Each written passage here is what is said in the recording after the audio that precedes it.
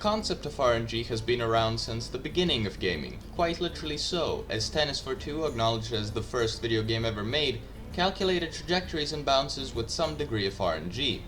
The term RNG is one used in coding, and refers to a random number generator. In other words, it is the thing that causes randomness in games, whether that be the damage dealt in a first-person shooter like Overwatch, the chance to miss in a turn-based RPG like Octopath Traveler, or the chance to do critical damage in games such as Team Fortress 2. In gaming, randomness is usually a topic of controversy, as many say it takes away from the skill required to play, instead replacing it with wacky moments. This is most prevalent in the game of Hearthstone. Hearthstone is a free-to-play digital card game developed by Activision Blizzard. It is based off the Warcraft franchise, and many cards in the game resemble characters from that universe. The premise of the standard game is that you make a deck full of cards such as minions, spells, weapons, heroes, etc. Using this deck, you hope to defeat your opponent by dealing a certain amount of damage to them, whether that be through attacks with minions or with damage-dealing spells.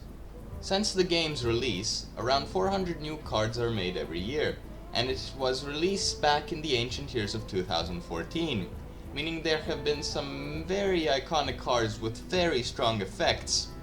None more notorious than Yogg Saron, Hope's End. Yogg really is the epitome of RNG in Hearthstone, but how random is he? Firstly, allow me to explain what the card does. The card's text read as follows: Battle Cry. Cast a random spell for each spell you've cast this game, targets chosen randomly. This is a lot to take in, so allow me to simplify it. Let's start with the first word, Battle Cry. This means that the effect described after the word will be triggered when the minion is put into play by the player. The rest of the text is actually quite simple. For every spell you've played this game, Yogg will play his own once you put him on the battlefield. But considering the fact that there are more than 4,000 cards in Hearthstone, many of which are spells, how random does this make Yogg Saron? To answer this question, I will have to introduce you to the realm of combinatorics. Combinatorics is a branch of math that deals with combinations and permutations. This means that this field can be used to determine the variation of something happening, thus the randomness of a certain event. Here's an example of how to solve a simpler version of the question that is posed today. Imagine you are but a simple adventurer in the world of Warcraft. You plan to raid the dungeon of Ragnaros the Fire Lord, and you're hoping to defeat him, but you can't really do this alone.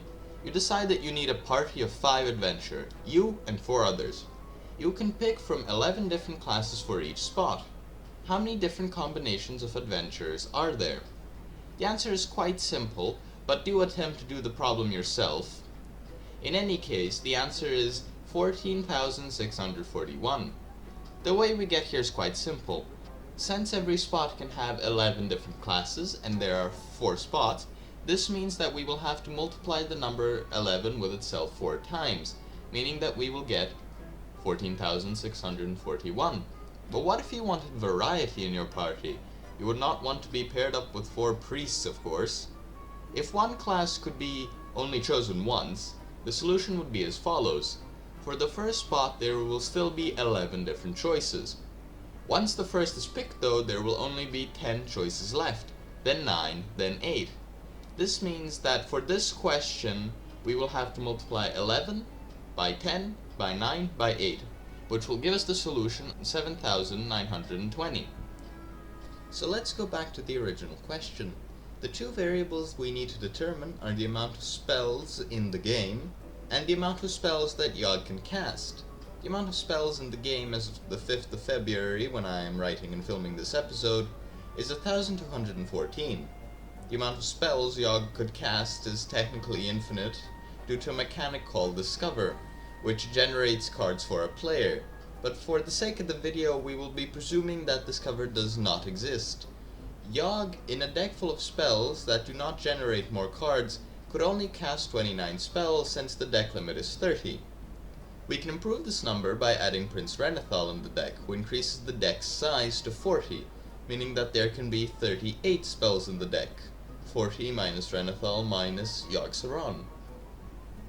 If the player goes second, they get the coin, which also counts as a spell, meaning the amount of spells is now 39.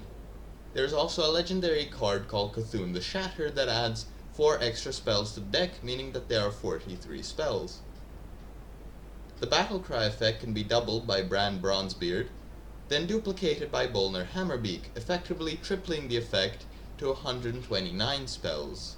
From my knowledge, no more spells could be added without the Discover mechanic or using infinity exploits such as Dead Man's Hand Warrior.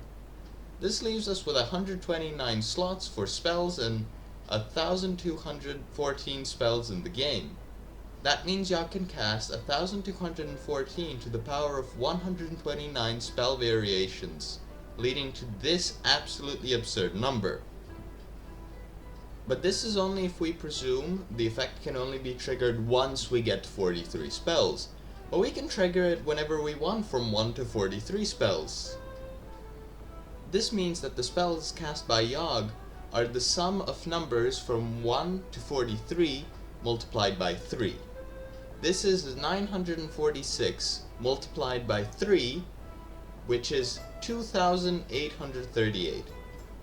This will now lead us to have 1,214 to the power of 2,833, which will give us this number when calculated.